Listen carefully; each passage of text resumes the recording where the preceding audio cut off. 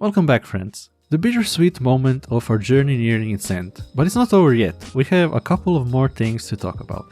So let's talk about prefetching. So currently our site is awesome, but it could be even more awesome. So for example, currently how the navigation feels to me like is, let's see, so we're on home, and if you go on profile, it's like, and then it's like, and then it's, So can we make this snappier? And the answer is yes, we can, thanks to code splitting.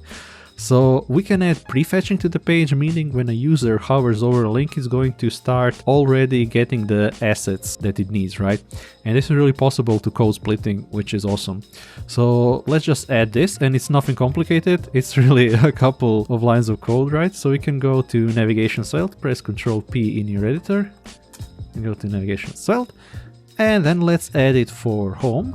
Here is home, and to add prefetching, we say SvelteKit prefetch, and then we need to add it for the rest of the links, right? So you can say SvelteKit prefetch, and let's see, yeah, there's just SvelteKit prefetch, and let's add SvelteKit prefetch. Awesome, so let's save this, and that's how simple that was, we're already done. Sorry to disappoint you, nothing convoluted in this one. So let me just open the network tab to show you how this works. And you know me, I'm always paranoid, so let's just refresh it. So yeah, so we're on home, and let's see what happens when we hover over the profile. So pay attention to the network tab. Oh. Enough with the tomfoolery.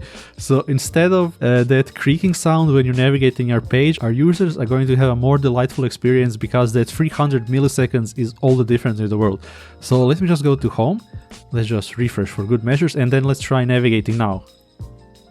And you can see how much snappier this is. Look at this. And this is really awesome, and the power of prefetching. So see you in the next one.